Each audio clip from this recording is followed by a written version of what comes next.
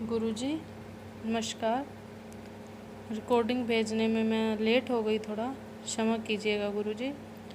जैसे मैंने पीछे बताया कि स्टार्टिंग में मुझे छोटी सी बच्ची का अनुभव हुआ था, अब आगे मैं बता रही हूँ आपको। गुरुजी उसके बाद 15 दिन तक मुझे कोई अनुभव नहीं हुआ। 16वें दिन जब मैं साधना में बैठी थी, मैंने दरवाज़ा बंद कर रखा था उस समय, तो अचानक से पानी बहने की आवाज़ आने लगी, जैसे झरना बहता है ना, वैसी आवाज़ आने लगी। उसके बाद अचानक से मेरा कमरा जो है वो पानी से भरने लगा।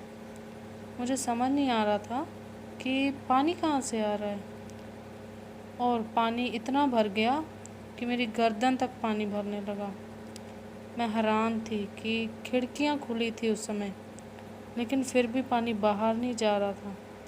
गुरुजी मैं डर गई थी, ये क्या हो रहा है।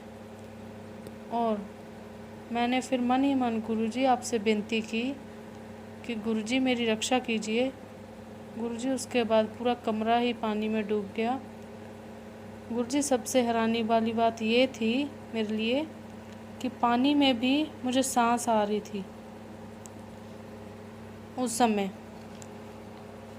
तो मुझे अपने कमरे में ही हर वस्तु पानी में डूबी हुई दिख रही थी। फिर गुरुजी पानी जो है वो धीरे धीरे कम होने लगा। जब पानी मेरी आँखों से नीचे उतर रहा था, एकदम से मैं हैरान हो गई। उस समय मैं अपने कमरे में नहीं थी, बल्कि एक ऐसे स्थान पर थी जहाँ पर एक तरफ झरना बह रहा था और एक नदी जो होती है नदी, उसके ऊपर आसन लगाकर बैठी हुई थी। मैं काफ़ी दूर, जहाँ पे झरना बह रहा था मैं उससे काफ़ी दूर थी उस समय। उसके बाद गुरुजी मैंने झरने के नीचे देखा तो 7-8 लड़कियाँ जो है बहुत ही सुंदर थी, जो वो वहाँ नहा रही थी। और उसके थोड़ी दूर एक, उन लड़कियों से भी एक बहुत सुंदर लड़की मुझे देखकर मुस्कुरा रही थी। गुरुजी उन दृश्यों को देखकर मैं थोड़ी देर के लिए तो मंत्र ही भूल गई अपना, क्योंकि गुरुजी वहाँ के दृश्य इतने सुंदर और मनमोहक थे कि मैं उनमें डूब ही गई थी।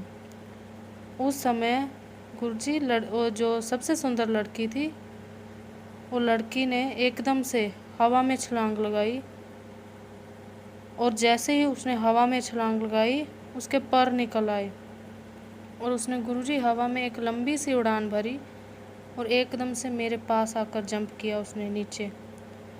जैसे ही उसने मेरे पास नीचे उतरने के लिए जंप किया, मैं डर गई, और उसी समय गुरुजी अचानक मुझे मंत्र याद आ गया और मैं मंत्र जप करने लगी। फिर मैंने उन दृश्यों की तरफ से अपना ध्यान ही हटाकर अपने मंत्र की तरफ ध्यान केंद्रित किया।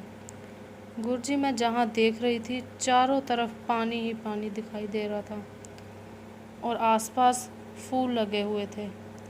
ऐसा लग रहा था कि मैं किसी सरोवर में बैठी हूँ सुंदर से।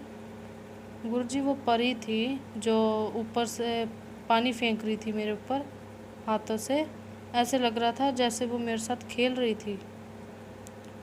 उसके बाद गुरुजी अचानक से मैं पानी में डूबने लग पड़ी, और जब पानी हटा तो उस समय मैं अपने कमरे में बैठी हुई थी। गुरुजी उस दिन का अनुभव मेरे लिए काफ़ी रोमांचकारी है। गुरुजी वैसे दृश्य मैंने आज तक नहीं देखा है।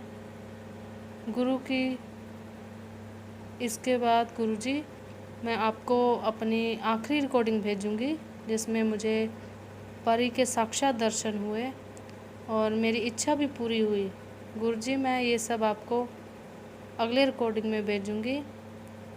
गुरुजी मेरे पर अपनी कृपा दृष्टि बनाए रखिएगा। जय गुरुदेव, जय माता दी।